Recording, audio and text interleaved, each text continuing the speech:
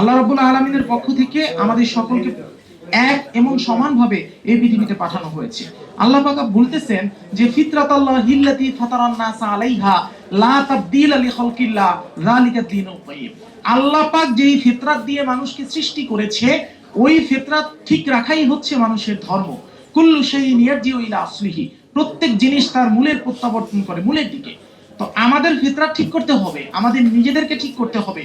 আমার একজন সম্মানিত আলোচক কিছুক্ষণ পূর্বে একটা কথা বলেছিলেন যে একটা হাদিস রয়েছে, মাররা মিনকুম মুনকারান ফালিয়ুগাইয়িরহু বিয়াদিহি ফাইল্লাম ইয়াস্তাতি ফাবিলিসানিহি ফাইল্লাম ইয়াস্তাতি ফাবিকলবিহি ওয়া যালিকা আদাফুল ঈমান। অর্থাৎ যখন তুমি তোমার সামনে কোনো খারাপ কর্ম সংগঠন হতে দেখতেছো, তখন তুমি হাত থেকে বাধা দাও। যদি তুমি তোমার হাত থেকে বাধা না দাও, তাহলে তুমি তোমার মুখ থেকে বাধা দাও। যদি তুমি তোমার মুখ থেকেও বাধা না দাও, তাহলে তুমি তোমার অন্তর থেকে ঘৃণা করো। তবে অবশ্যই মনে রাখবে, নিজের অন্তর থেকে ঘৃণা করা এটা হচ্ছে সব থেকে নিকৃষ্টতম ঈমান।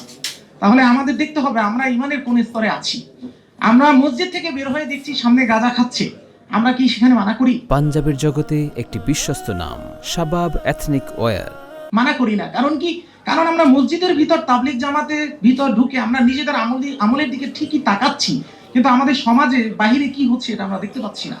একজন মসজিদের ইমাম সে কিভাবে একটা মক্তবে পড়তে যাওয়া ছাত্রীকে ধর্ষণ করে, তাহলে সমাজে সমস্যাটা কোথায় আছে এটা আমাদেরকে বুঝতে হবে। সমাজে সমস্যা হচ্ছে আমাদের নিজেদের ভিতরে। যদি আমরা আমাদের নিজেদেরকে তৈরি করতে পারি, নিজেদের ভিতরের প্রবলেমের সমাধান করতে পারি, তাহলে আমাদের সমাজ, আমাদের দেশ, আমাদের রাষ্ট্র সবাই উপকৃত হবে, সবাই একটা শান্তিময় জীবন অতিবাহিত করতে পারবে।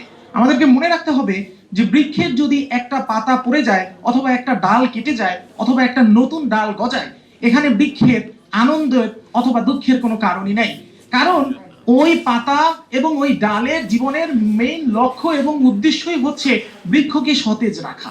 এখানে ডাল সে গজালো না পড়লো, নতুন পাতা গজালো না পড়লো, এটা দিয়ে বৃক্ষের কিছু আসে যায় না, ডালের কিছু আসে যায় না। ডালের জীবনের উদ্দেশ্য হচ্ছে বৃক্ষকে সতেজ রাখা। তো আমাদের জীবনের মেইন উদ্দেশ্য হচ্ছে নিজাইলুন ফিল আরদি খলিফা, আল্লাহ রাব্বুল আলামিনের খলিফা হিসেবে নিজেকে প্রতিষ্ঠিত করা। আল্লাহ রাব্বুল আলামিন বিশ্বজগতের সব কিছুকে মানুষের আওতাধীন করে দিয়েছেন।